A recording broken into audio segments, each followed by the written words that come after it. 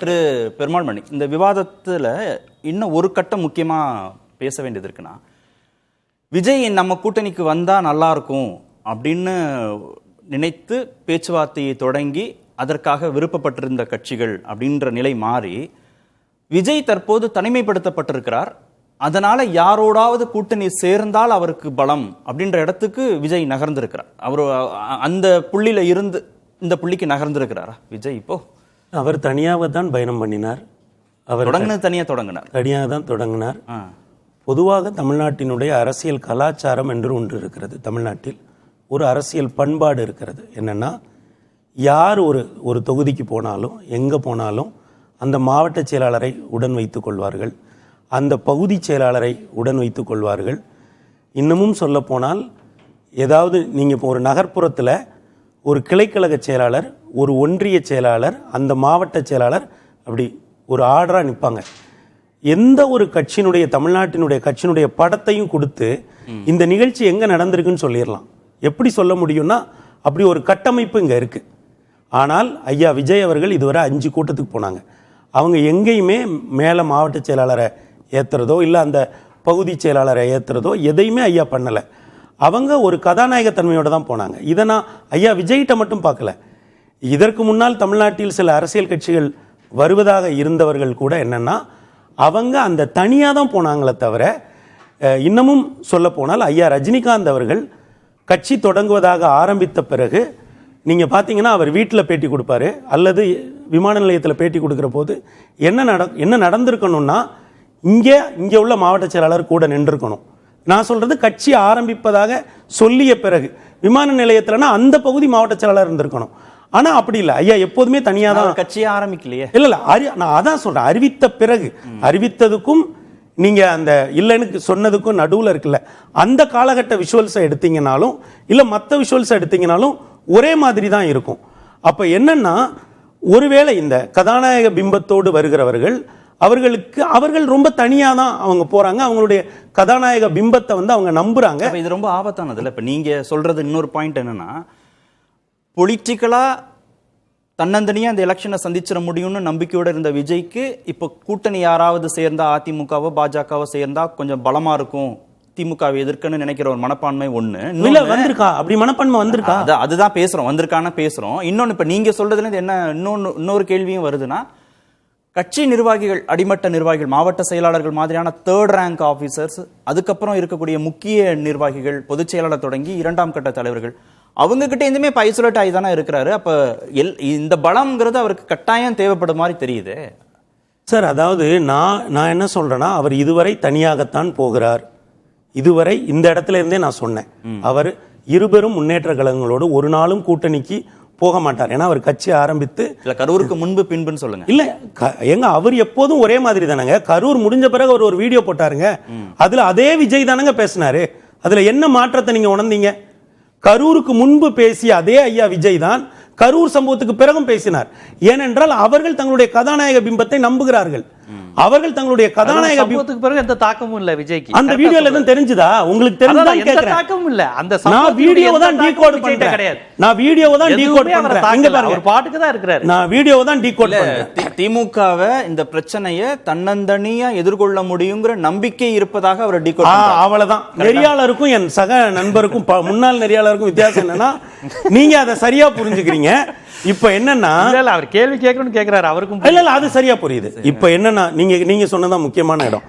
அவர் தன்னால் இந்த தேர்தலை தன்னுடைய தொண்டர்களோடு, தன்னுடைய ரசிகர்களோடு சந்தித்து விட முடியும் அப்படின்னு நம்புறாரு. நீங்க இதுல பல விஷயங்கள் இருக்குங்க. நான் ஒரே ஒரு உதாரணம் மட்டும் நான் சொல்லிடுறேன். ஜெயலலிதா அம்மா மேல ஒரு தீர்ப்பு வந்தது. அந்த தீர்ப்புல ஒரு பேருந்த கொளுத்துனாங்க. அந்த கொளுத்துறப்போ 3 மாணவிகள் இறந்துட்டாங்க. 3 பேருமே மேற்கு மாவட்டங்களை சார்ந்தவங்க. அது ஒரு விபத்து தான். அந்த அப்படி கொளுத்தினவங்க கூட ரொம்ப மனம் பதறி சொன்னாங்க, உள்ள எங்களுக்கு மாணவிகள் இருக்கிறது தெரியாது. ஆனால் ஒரு தீர்ப்பு, அந்த தீர்ப்பை ஒட்டி ஒரு போராட்டம். ஆனா பாத்தீங்கன்னா 2வது நாளே அன்றைக்கு துணை பொதுச் செயலாளராக இருந்த ஐயா கருப்பசாமி பாண்டியனும், நாமக்கல் மாவட்ட கழக செயலாளராக இருந்த ஐயா அன்பழகன் அவர்களும் அதில் இறந்த ஒரு மாணவியினோட, அவங்க ஒரு மாணவி நாமக்கல்ல சேர்ந்தவங்க, அவங்க வீட்டுக்கு போனாங்க. அந்த உணர்ச்சிகளை எதிர்கொண்டாங்க. அப்ப என்னன்னா, களத்தில் இருக்கக்கூடிய இதுல இருந்து பல அரசியல் கட்சிகள் பாடத்தை கற்றுக்கொண்டாங்க. இது ஒரு இல்ல, இப்ப தவறு. நீங்க சொல்றீங்க இல்லையா, தாவேகா மக்கள்கிட்ட போய் சேர்ந்திருக்கணும், தாவேகா வந்து மக்களுக்கு வந்து புரிய வச்சிருக்கணும்னு, இதெல்லாம் தானே திரு எடப்பாடி பழனிசாமி செஞ்சுட்டு இருக்காருன்னு சாமிநாதன் இல்ல இல்ல அந்த இடம் இல்லைங்கய்யா. நீங்க அந்த இடத்துல எதை நீங்க வந்து விஜய் மீது எந்த தவறுமே இல்ல. நீங்க ஒரு பாயிண்ட மிஸ் பண்ணிட்டு ஜம்ப் பண்றீங்க. நீங்க அது இல்ல, நான் சொல்ல வருது என்னன்னா, கரூர் விபத்தை தனக்கே உரிய ஸ்டைல்ல தான் ஐயா விஜய் கையாளுகிறார். இதுவரைக்கும் நீங்க சொல்லுங்க, தமிழ்நாட்டில் ஏதாவது ஒரு அரசு, நான் அதனால தான் அந்த சம்பவத்தை சொன்னேன், அந்த பேருந்து எரிக்கப்பட்ட சம்பவத்தை சொன்னேன். அது டபுள் நெகட்டிவா ஆச்சு. ஒரு தீர்ப்பு நெகட்டிவா வருது, அதனால ஒரு போராட்டம் அப்ப எரிக்கிறதுல அப்பவே கூட அவங்க போனாங்க. ஆனால் நாம கவனிக்க வேண்டியது என்ன அப்படின்னா, தாவேகா கரூர் சம்பவத்தை கையாளுவதை ஐயா விஜய் முழுக்க முழுக்க தன்னுடைய கரிஷ்மால தான் கையாளுறார். இது ரொம்ப ஆபத்தான விஷயம் இல்ல சார். நான் ஸ்டைல்னே சொல்லல சார், அது ஆபத்துனே சொல்லல. நான் என்ன நடக்குன்னு சொல்றேன். ஒரு நிமிஷம் மத்த கட்சியோட கம்பேர் பண்ணி பாருங்க சார். இதுவரை எந்த கட்சியாவது சார் இன்னும் ஒரு பாயிண்ட் சொன்னா உங்களுக்கு தெரியும். நான் ஸ்டைல்னு சொன்னீங்க. நான் இல்ல சார், நான் ஒரு பாயிண்ட் நீங்க தான் பயன்படுத்துறீங்க சார். நான் சொல்றேன் சார், ஒரு பாயிண்ட் சொன்னா உங்களுக்கு புரியும் சார். இப்ப வேங்கை வயலுக்கு திமுக தலைவர் போகலன்னு ஒரு குற்றச்சாட்டு சொல்றாங்க. மணிப்பூருக்கு ஐயா மோடி போகலன்னு ஒரு குற்றச்சாட்டு சொல்றாங்க. தலைவர்கள் போகாம இருக்கலாம் சார், ஆனா இரண்டாம் கட்ட தலைவர்கள் சம்பவம் சார். இரண்டாம் கட்ட மாவட்ட செயலாளர் போறாரு, மந்திரி போறாரு, அவங்களாம் மூன்றாம் கட்ட தலைவர்கள். மாவட்ட செயலாளருமே போலையே, போனதெல்லாம் நான்காம் கட்ட தலைவர்கள். எல்லாரும் மந்திரி, அந்த மாவட்ட மந்திரி எல்லாம் அங்கதான் சார் போனாரு. நீங்க செய்தி எடுத்து பாருங்க. ஒரு தாவேகாவுல சொல்றீங்க இல்ல, அததான் சார் சொல்ல வரேன்.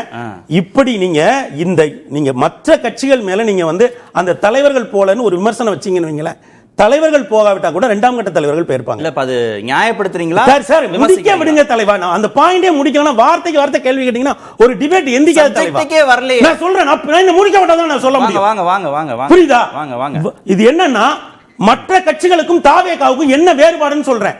மற்ற கட்சியில தலைவர்கள் போனதுனாலும் இரண்டாம் கட்ட தலைவர்கள் போவாங்க. தாவேகா கரூர் சம்பவத்துல இதுவரை யாருமே போல. அந்த இடத்தை நோட் பண்ணுங்க. அந்த இடத்துல என்னன்னா, விஜய் தனக்கே உரிய ஸ்டைல்ல இவ்வளவு எமோஷன்ஸ் வேண்டாம். ஒரே ஒரு second, don't trigger me mister Karthikeyan. நான் முடிச்சேன். Let me finish the point sir, please. ஏங்க நீங்க இந்த வீடியோ போட்டு பாருங்க, எத்தனை இடத்துல இன்ட்ரோ பண்றீங்க. ஒரு நிமிஷம் சார். நீதிமன்றம் மிக கடுமையா விமர்சிச்ச விஷயத்தை நீங்க குளோரிஃபை பண்ணிட்டு இருக்கீங்க. ஒரு நிமிஷம் இருங்க. நான் குளோரிஃபை பண்ணல, நடக்கிறத சொல்றேங்க. ஒரு செகண்ட். நான் குளோரிஃபை பண்ணல, நடக்கிறத சொல்றேன். நான் ஏதோ ஃபேக்ட்ஸ் அண்ட் ஃபிகர் தப்பா ஒரே ஒரு விஷயம் சார். விஜய்க்கு தலைமை பண்பே இல்லை, ஏன் விஜய் மீது வழக்கு பதிவு செய்யல, என்ன மாதிரியான கட்சி இது, மேன்மேட் டிசாஸ்டர், தலைமறைவானது ஏற்கத்தக்கதில்ல, விஜய் பரப்புரை வாகனத்தை பறிமுதல் செய்திருக்க வேண்டாமா, ஏன் இந்த தாமதம், கட்டுப்படுத்தாத கலவரம், ஏற்பாட்டாளர்களுக்கு அரசு கருணை காட்டுகிறதா, தலைவர்கள் முதல் அனைவரையும் காணும் களத்திலேயே, குறைந்தபட்ச பொறுப்பு கூட இல்ல தாவேகாவுக்கு, நீதிமன்ற கண்மூடி வேடிக்கை பார்க்காது, சட்டத்துக்கு முன்பாக அனைவரும் சமம், ஆதவ அர்ஜுனா சட்டத்திற்கு அப்பாற்பட்டவரா, கடுமையான கண்டனங்கள். இவ்வளவு விஷயத்தையும் நீங்க புறந்தள்ளிட்டு அவர் கரிஷ்மாட்டிக்கா இதை அணுகிறாருன்னு சொல்லி நீங்க குளோரிஃபை பண்றதுல இருந்து தான் அது விமர்சனம் வைக்க வேண்டியதா இருக்கு. கேள்வியும் கேட்க வேண்டியதா கேள்வி இதானே. நான் கரிஷ்மா நான் வந்து ஸ்டைல்னு சொன்னீங்க, வேற குளோரிஃபை பண்றேன்னு நீங்க கேக்குறீங்க. இப்போ எனக்கு ஆன்சர், நீங்க நீண்ட கேள்வி, எனக்கு ஆன்சர் மட்டும் சொல்ல கொடுங்க. இந்த தீர்ப்பு வந்து எத்தனை நாள் ஆச்சு? தீர்ப்புலாம் இல்ல, விமர்சனம் தான். அந்த உத்தரவுலாம் வரல. அந்த இல்ல அந்த அப்சர்வேஷன் வந்து எத்தனை நாள் ஆச்சு? 2-3 நாள் ஆச்சு. அவங்க தாவேக்கு ஏதாவது ரியாக்ட் பண்ணியிருக்காங்களா? யாராவது களத்துக்கு போயிருக்காங்களா? அதை தான் நான் சொல்றேன். இப்படி எங்க நீங்க யார் வேணா என்ன வேணா சொல்லுங்க, தமிழ்நாட்டில் ஒரு பொலிட்டிக்கல் கல்ச்சர் இருக்கு. நீதிமன்றம் என்ன வேணா சொல்லட்டும், எதிர்கட்சி என்ன வேணா சொல்லட்டும், ஆனா தாவேக்கா அவங்களுக்கு உரிய பாணியில தான் அதை கையாளுறாங்கன்னு நான் ஒரு அப்சர்வேஷனா சொல்றேன். நான் சொல்றதுல ஃபேக்ட்ஸ் அண்ட் ஃபிகர் ஏதாவது தப்பா இருக்கா? அதுதான் நான் கேட்டேன். நீங்க திருப்பி நீங்க ஸ்டைல்னு ஒரு வார்த்தையை பயன்படுத்தி சார், அது அவங்க ஸ்டைல் தானே சார். அவங்க அது ஸ்டைல் தான் சார். பொலிட்டிக்கல் ஒவ்வொரு பொலிட்டிக்கல் பார்ட்டிக்கும் ஒரு ஸ்டைல் இருக்கு சார். நீங்க இதுவரை எந்த ஒரு அரசியல் கட்சியாவது இப்படி ஒரு சம்பவம் நடந்ததுன்னா தலைவர் போகாம இருக்கலாம் சார். கீழே இருக்கிற இன்னொன்னு நான் சொல்றேன் சார், அந்த மாவட்ட செயலாளருடைய மனைவி வந்து தனியா நீதிமன்றத்துக்கு வந்துட்டு தனியா போறாங்க, கூட யாரோ ஒரு உறவினர் மட்டும் இருக்காரு. நீங்க இதுவரை அரசியல் வழக்குகள்ல இது போல பாத்திருக்கீங்களா? எத்தனை நீதிபதிகள், எத்தனை கட்சி நிர்வாகிகள் கூட போவாங்க. நான் என்ன சொல்றேன்னா, இந்த இடத்துல நீங்க தாவேக்காவை டீகோட் பண்ணி புரிஞ்சுக்க பாருங்கன்னு சொல்றேன். நான் குளோரிஃபை பண்ணல, நடக்கிறத சொல்றேன். ஸ்டைல்னு சொன்னீங்க சாமி. ஸ்டைல்ங்க வார்த்தையில என்னங்க தப்பு கண்டுபிடிச்சீங்க?